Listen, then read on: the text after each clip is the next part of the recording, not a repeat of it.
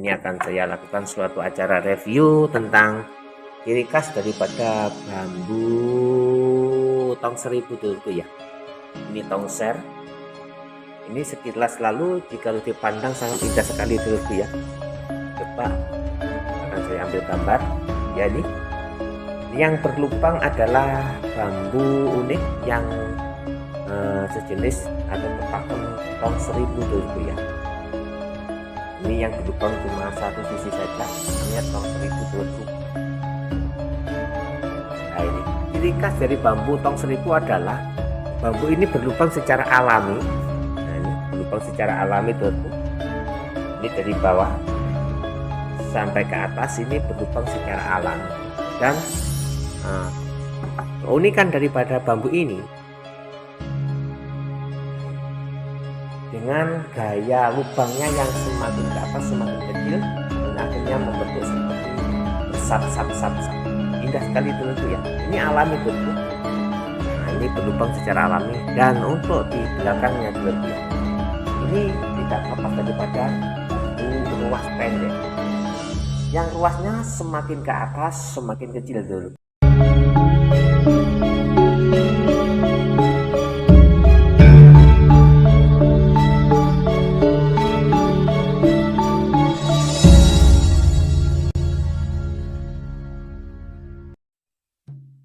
Assalamualaikum warahmatullahi wabarakatuh. Bismillahirrahmanirrahim. Alhamdulillahirrahmanirrahim. Allahumma sholli ala sayyidina Muhammad.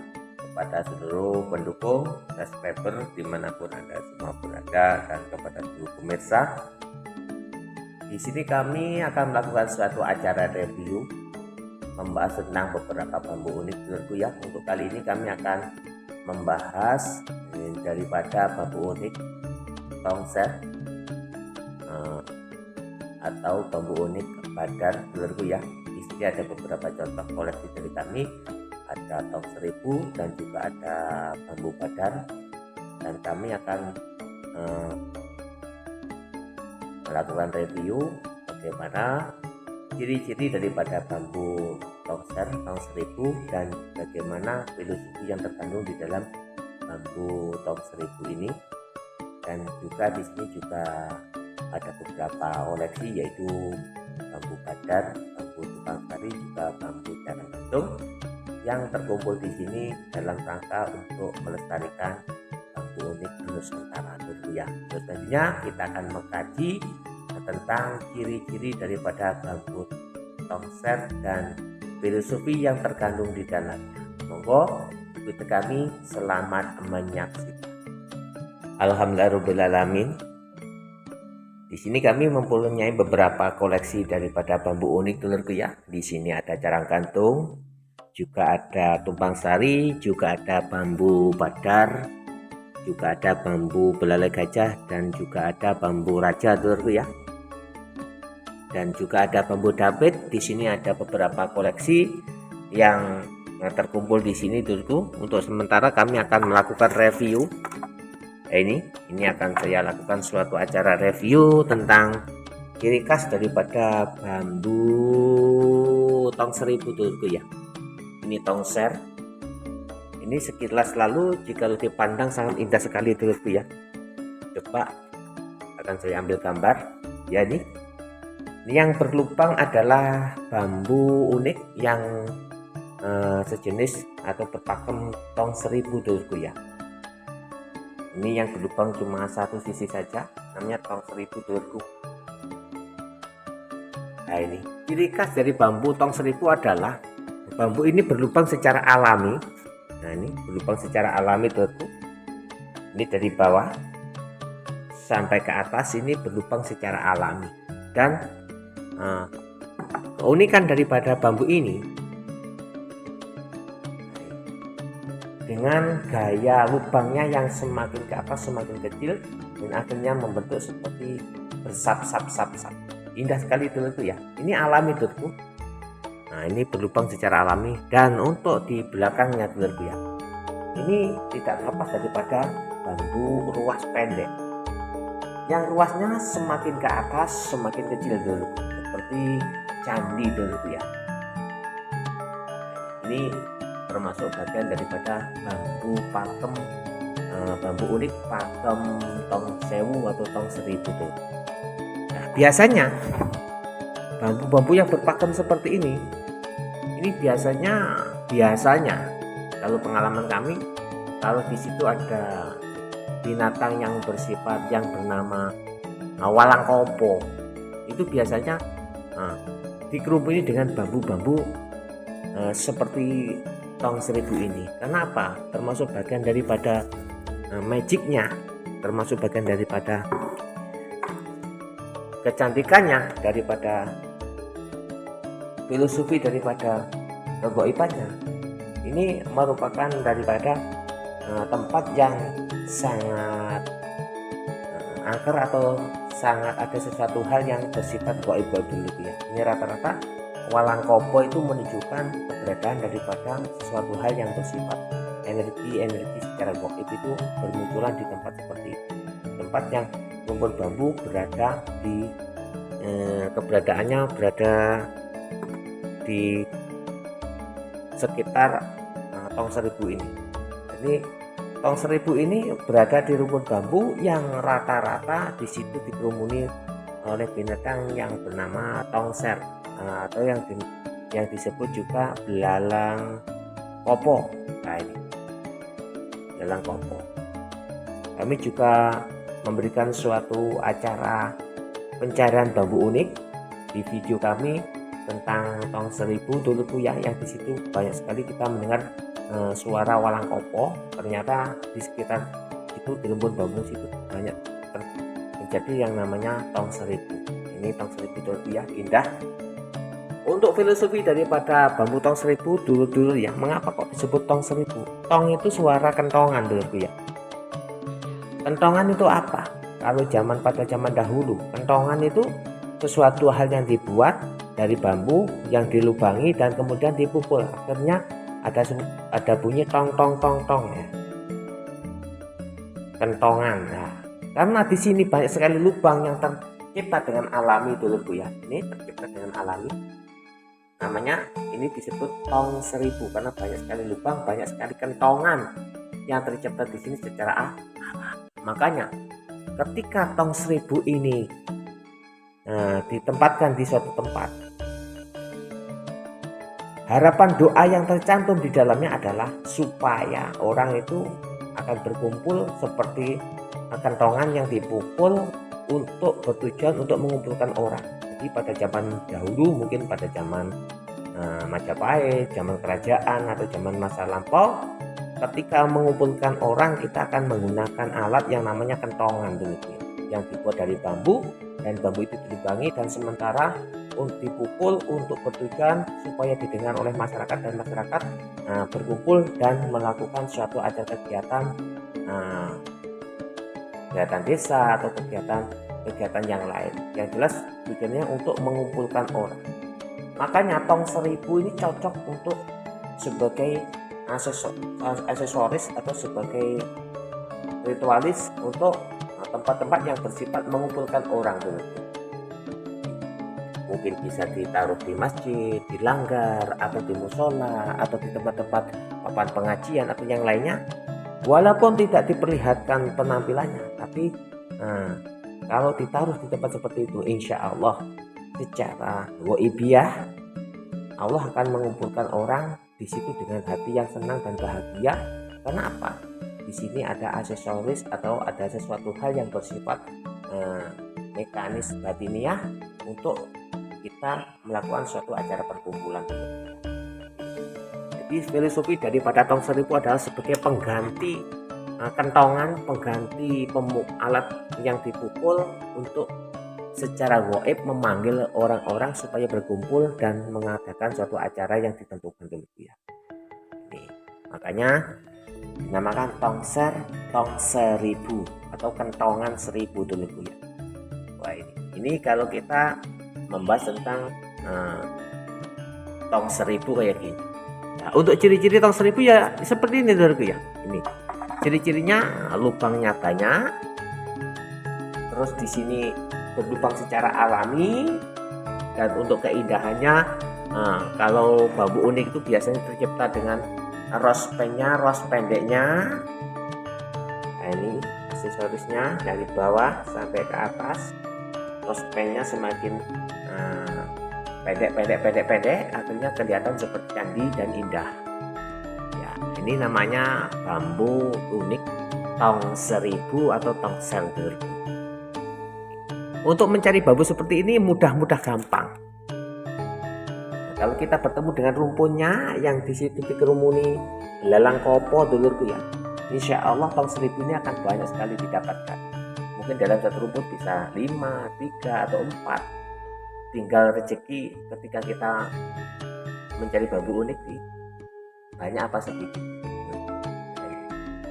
Namanya tong 1000, ini berlubang secara alami dulu. Makanya supaya kita mengetahui tentang tujuan daripada Allah menciptakan tong 1000 ini adalah supaya kita mengenal bahwasanya kita ini sebagai manusia tidak bisa hidup sendiri dulu.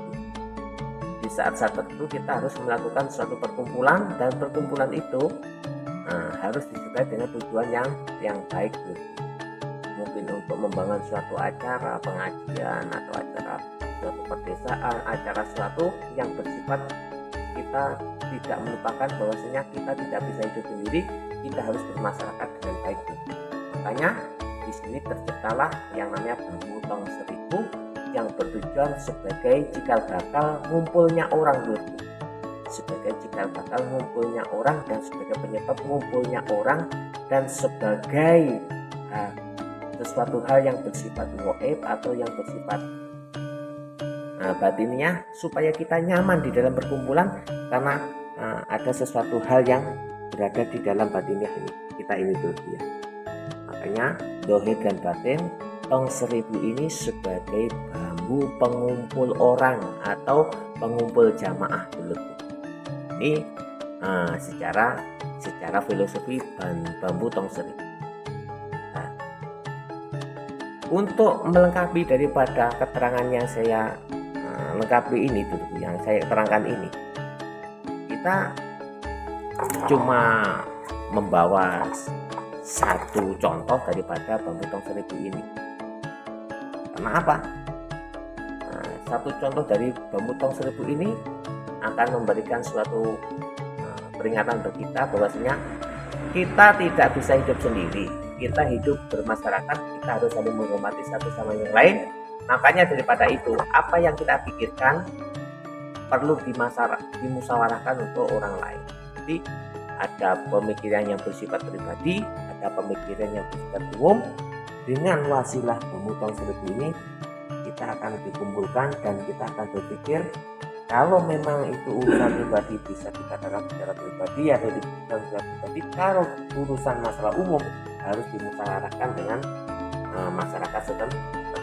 Makanya fungsi dari tong 1000 adalah mengumpulkan orang, dan supaya orang itu berkumpul dengan niatan yang baik fadlillah, dan memutuskan suatu masalah dengan fadlillah, dengan keputusan yang diambil untuk membawa keberuntungan di antara satu sama lain atau suatu kemakmuran secara bermasalah.